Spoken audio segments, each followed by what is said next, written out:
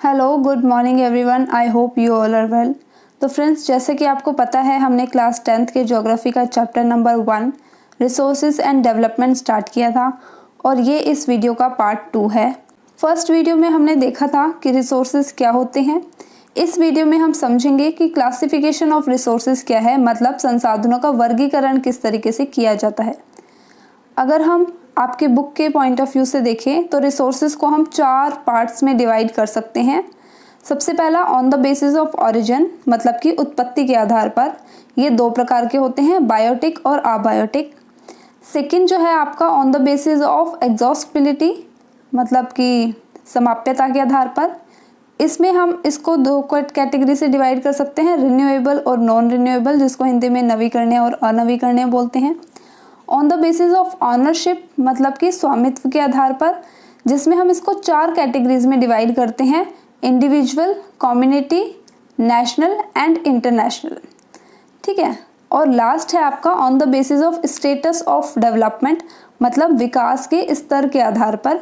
इसको भी हम 4 कैटेगरीज में डिवाइड करते हैं, potential, developed, stock and reserved.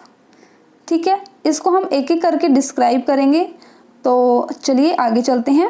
सबसे पहले हम देखते हैं on the basis of origin, मतलब उत्पत्ति के आधार पर। इसको 2 टाइप से डिवाइड करते हैं, बायोटिक मतलब जैविक संसाधन और अबायोटिक मतलब अजैविक संसाधन। देखिए, जैविक संसाधन वो होते हैं, मतलब बायोटिक रिसोर्सेज वो होते हैं हमारे जो भी लिविंग थिंग्स होती हैं, जिसमें भी लाइफ एग्जिस्ट करती है, जिसमें भी जीवन होता है, उसे हम क्या बोलेंगे, बायोटिक। ठीक है। इसमें आपके 3 चीज़, फॉर एग्जांपल आपके प्लांट्स हो गए, एनिमल्स हो गए और ह्यूमन बींग्स हो गए। लेकिन जो अबायोटिक होते हैं, जो आपके अजैविक होते हैं, वो आपके नॉन लिविंग थिंग्स होते हैं, जिसमें जीवन उपलब्ध नहीं होता। फॉर एग्जांपल आपका वाटर हो गया, मिनरल्स हो गए, ठीक है, सोलर एनर्जी हो गई, विंड हो गए, मेटल्स हो गए, आपके रॉक्स हो गए। ठीक है। तो ये सारी चीज़ें क्या हैं, इनमें जीवन नहीं होता, ये नॉन लिविंग थिंग्स हैं, तो इनको हम बोलेंगे अजैविक, मतलब कि अबायोटिक रिसोर्सेज। आई होप इतना क्लियर हुआ होगा। नेक्स्ट हम बात करते हैं on the basis of exhaustibility, मतलब कि समाप्यता के आधार पर। इसको हम 2 टाइप्स में डिवाइड करते हैं, रिन्यूएबल रिसोर्स और आपका नॉन रिन्यूएबल रिसोर्स, जिसको हिंदी में बोला जाता है नवीकरणीय संसाधन और अनवीकरणीय संसाधन।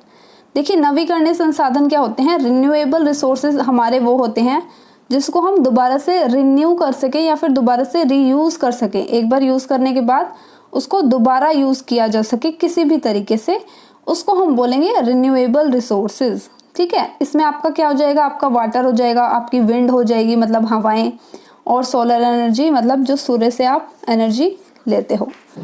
ठीक है। नेक्स्ट है आपका नॉन रिन्यूएबल रिसोर्स। अब ये क्या होता है, नॉन रिन्यूएबल, जिसको हम दोबारा से रीयूज़ नहीं कर सकते। भाई एक बार हमने उसको यूज़ किया और वो ख़त्म।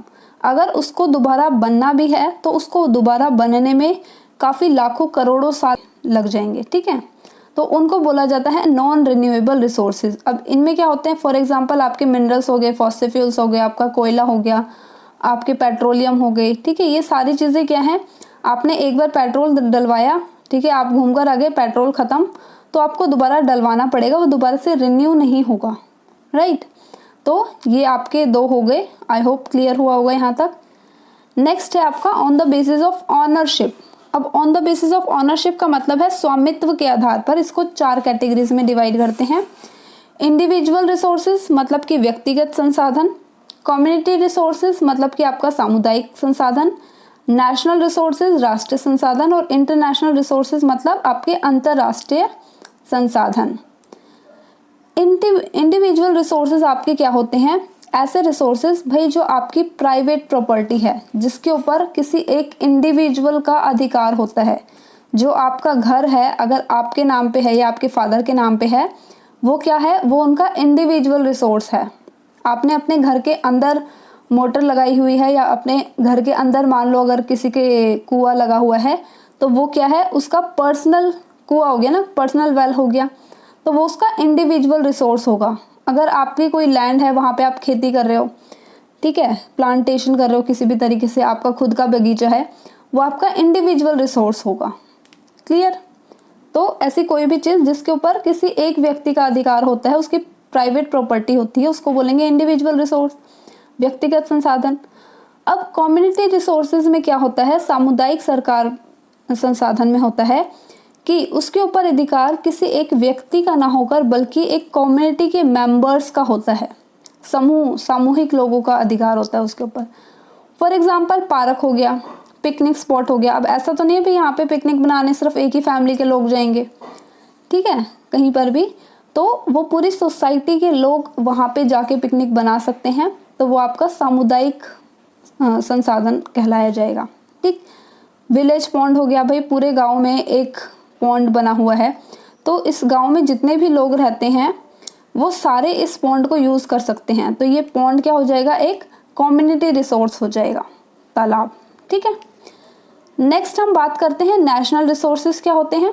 देखिए, नेशनल रिसोर्सेज का मतलब होता है कि वो सारी चीज़ें जो भी पूरे नेशन के लोगों का अधिकार है, राष्ट्रीय लोगों का अधिकार है, किसी एक पर्टिकुलर समुदाय का अधिकार नहीं है, किसी एक व्यक्ति का अधिकार नहीं है, बल्कि उसको हर कोई व्यक्ति देश में जो भी रहता है उसको यूज़ कर सकता है। फॉर एग्जाम्पल आपका वाटर हो गया, मिनरल्स हो गया, फॉरेस्ट हो गया, इसके अलावा और क्या आप बोल सकते हो, जैसे कि आपका रेलवे हो गया। ठीक है, रेलवे क्या है, आपका नेशनल रिसोर्स है, उसको कोई भी यूज़ कर सकता है, किसी की पर्सनल तो है नहीं। ठीक है, आपके एयरपोर्ट्स हो गए, ठीक है, इसके अलावा आपके जो रोडवेज हो गए, ये सारी चीज़ें क्या हैं, आपके नेशनल रिसोर्सेज हैं। एक और चीज़ हम इसमें ऐड कर सकते हैं कि आपके भारत का जो कोस्टल एरिया है, ये वाला तटीय क्षेत्र जिसको हम बोलते हैं, ये जो कोस्टल एरिया है, यहाँ से इस बाउंड्री से लेकर 12 नॉटिकल माइल्स तक के डिस्टेंस में वो रिसोर्सेज भी आपका नेशनल रिसोर्स कहलाएगा। ठीक है, यहाँ तक इसके अंदर कोई भी चीज़ अगर मिलेगी, कोई भी रिसोर्स अगर मिलेगा, वो इंडिया का कहलाया जाएगा। आई होप यहाँ तक क्लियर होगा। और एक नॉटिकल माइल का मतलब होता है 1.85 किलोमीटर, राउंड ऑफ फिगर में आप समझ सकते हैं। ठीक है, और 24 नॉटिकल माइल्स के डिस्टेंस में क्या होगा, यहाँ तक हम लोग इंडिया वाले रिसर्च वगैरह, मतलब कुछ भी अगर हम करना चाहें तो हम कर सकते हैं रिसोर्स को लेने के लिए। लेकिन आपकी बाउंड्री से लेकर और 200 नॉटिकल माइल्स, यहाँ से यहाँ तक का जो डिस्टेंस होता है, अब ये जो डिस्टेंस बच गया, ये हमारा क्या कहलाता है, एक्सक्लूसिव एजुकेशन जोन कहलाता है। ठीक है, यहाँ पे सबका अधिकार है, इकोनॉमिकली हम इसको यूज़ करते हैं। और 200 नॉटिकल माइल से आगे का जो भी डिस्टेंस है, भाई मान लो यहाँ पे 200 नॉटिकल माइल ख़त्म हो रहा है, और यहाँ का जो भी ओशियन का पानी होगा, वो कोई भी यूज़ कर सकता है, वो आपका आ जाएगा इंटरनेशनल रिसोर्स में। ठीक है, आई होप क्लियर हुआ होगा आपको। दोबारा बताती हूँ, देखिए यहाँ से हमारे तटीय क्षेत्र से अगर 12 नॉटिकल माइल्स की बात हो रही है यहाँ तक, तो ये इंडिया के कहलाया जाएगा। ठीक है, 200 नॉटिकल माइल्स, इसको हम क्या बोलेंगे, एक्सक्लूसिव इकोनॉमिक जोन बोलेंगे। और 200 नॉटिकल माइल्स से आगे का जो भी जगह आपकी बच जाएगी ओशियन का, वो आपका इंटरनेशनल रिसोर्स के अंदर आता है। अब दोबारा से इसको समझते हैं, देखिए क्या बोल रहे हैं यहाँ पर। नेशनल रिसोर्स मैं आपको बता चुकी हूँ, इंटरनेशनल रिसोर्स में वो रिसोर्स जिसको कोई भी कंट्री यूटिलाइज कर सकती है, कोई भी देश उसको यूज़ कर सकता है।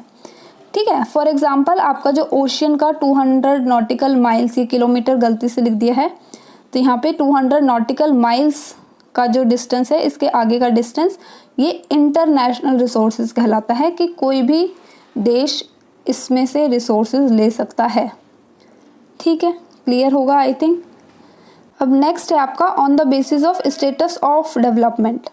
ठीक है, मतलब कि विकास के स्तर के आधार पर इसको 4 कैटेगरीज में डिवाइड करते हैं। पोटेंशियल, पहला आपका पोटेंशियल रिसोर्स मतलब कि संभावित संसाधन, डेवलप्ड रिसोर्स मतलब कि विकसित संसाधन, स्टॉक मतलब भंडार, और रिजर्व मतलब संचित कोष। फर्स्ट जिसको हम पोटेंशियल रिसोर्स बोलते हैं, यानी कि संभावित संसाधन, इसका मतलब है कि एक किसी पर्टिकुलर रीजन में भाई रिसोर्स तो अवेलेबल है और उसमें बहुत ज़्यादा पोटेंशियल है, बहुत ज़्यादा हम रिसोर्स वहाँ से गेन कर सकते हैं, ले सकते हैं, लेकिन हम उसको उतना ज़्यादा यूटिलाइज कर नहीं पा रहे हैं, ठीक है। उस पर्टिकुलर रीजन में तो वो रिसोर्स यूज़ हो रहा है, लेकिन बाकी जगहों पर जितना पोटेंशियल है उतना रिसोर्स हम यूज़ नहीं कर पा रहे हैं। फॉर एग्जाम्पल अगर आप देखोगे राजस्थान में सोलर एनर्जी बहुत ज़्यादा है, बहुत धूप रहती है वहाँ पर, ठीक है, लेकिन हम उसको रिजर्व करके तो नहीं रख सकते। विंड एनर्जी हो गई आपकी गुजरात में, ठीक है, बहुत ज़्यादा है, पोटेंशियल बहुत ज़्यादा है वहाँ पे, और जितना पोटेंशियल है भाई गुजरात और राजस्थान में तो बिजली मिल जाती है इससे, लेकिन हम बाकी स्टेट्स में अभी नहीं दे पा रहे हैं। तो किसी एक पर्टिकुलर रीजन में जितना पोटेंशियल है उतना हम उसको यूटिलाइज नहीं कर पा रहे हैं, उसको बोलेंगे पोटेंशियल, मतलब कि आपका संभावी संसाधन। नेक्स्ट है आपका डेवलप्ड रिसोर्स। डेवलप्ड रिसोर्स आपके क्या होते हैं? विकसित संसाधन। ऐसे संसाधन भाई जिनका सर्वे भी हो चुका है, जिनकी क्वालिटी क्वांटिटी भी हम चेक कर चुके हैं और जिनको हम यूटिलाइज कर रहे हैं अभी आज के टाइम पे, ठीक है। उनको हमारे पास पूरी टेक्नोलॉजी है, अवेलेबल है कि उसको किस तरीके से यूज़ में लाना है, किस तरीके से नहीं लाना। तो ये सारी टेक्नोलॉजी हमें पता है, उनको बोलेंगे डेवलप्ड रिसोर्स, जिनको हम अभी रिसेंटली यूज़ कर रहे हैं, ठीक। नेक्स्ट चीज़ आपका क्या आता है? स्टॉक, मतलब कि भंडार। भंडार का मतलब क्या है कि ऐसे रिसोर्स जो अवेलेबल तो हैं भाई, उनकी पर हमें एप्रोप्रिएट टेक्नोलॉजी अभी तक नहीं मिली है।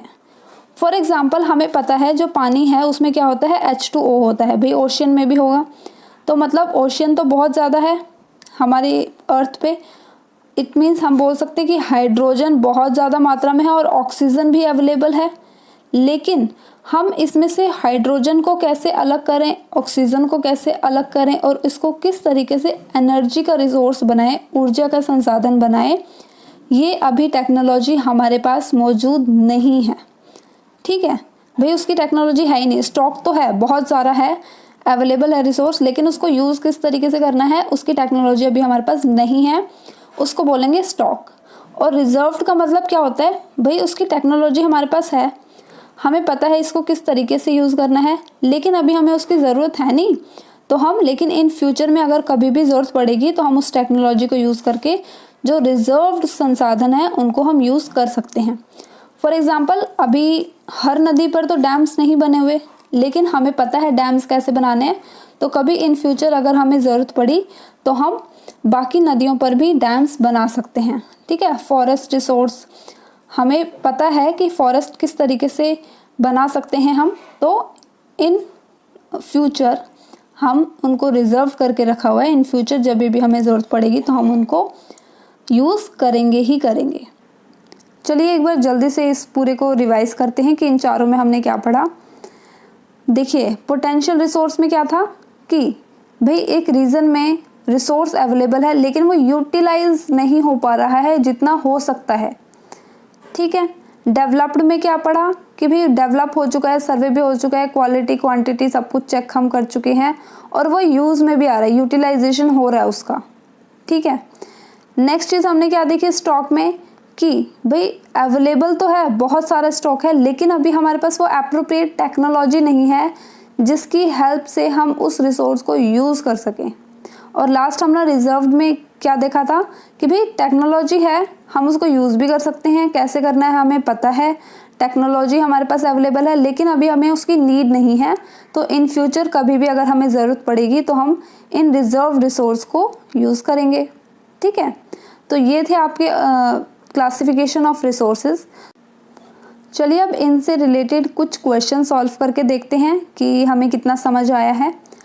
फर्स्ट क्वेश्चन है आपका, how can the resources be classified on the basis of their origin, कि भाई ऑरिजिन के बेसिस पे, उत्पत्ति के आधार पर हम किस तरीके से रिसोर्स को वर्गीकृत कर सकते हैं। First biotic, abiotic, renewable, non renewable, individual and community और पोटेंशियल एंड रिजर्व्ड। तो यस बिल्कुल सही आंसर, इसका आंसर हो जाएगा ए, बायोटिक एंड अबायोटिक, जिसको हम हिंदी में बोलते हैं जैविक और अजैविक संसाधन, ठीक है। नेक्स्ट क्वेश्चन पे चलते हैं। नेक्स्ट क्वेश्चन है, which one of the following is a renewable resource, इनमें से कौन सा रिन्यूएबल रिसोर्स है, मतलब कि आपका इनमें से कौन सा नवीकरणीय संसाधन है, आपका कोल, पेट्रोलियम, सोलर एनर्जी या फिर फॉसिल फ्यूल्स। तो यस बिल्कुल सही आंसर है, इसका आंसर हो जाएगा सोलर एनर्जी। भाई सोलर एनर्जी ही तो है कि अगर आज धूप निकली है फॉर श्योर कल भी निकलेगी, कल नहीं निकली तो परसों निकलेगी, ठीक है। तो सोलर एनर्जी कभी ख़त्म तो होगी नहीं। लेकिन आपका कोयला हो गया, पेट्रोलियम हो गया, फॉसिल फ्यूल्स हो गया, ये क्या होते हैं, आप एक बार यूज़ करोगे और वो ख़त्म हो जाएंगे और इनको दोबारा बनने में काफ़ी लाखों करोड़ों टाइम लग जाएगा। तो इसीलिए ये बाकी के 3 जो हैं ये आपकी क्या हैं, नॉन रिन्यूएबल रिसोर्सेज, मतलब कि अनवीकरणीय। और आपका आंसर हो जाएगा option C, solar energy. Next question है आपका, resources which are found in a region but have not been utilised are called. भाई एक पर्टिकुलर क्षेत्र में, एक पर्टिकुलर रीजन में रिसोर्सेज तो अवेलेबल है लेकिन अभी हम उनको उतना ज़्यादा यूटिलाइज नहीं कर पा रहे हैं, तो उसको हम क्या बोलेंगे, डेवलप्ड रिसोर्स, स्टॉक, या इंटरनेशनल रिसोर्स, या फिर पोटेंशियल रिसोर्स।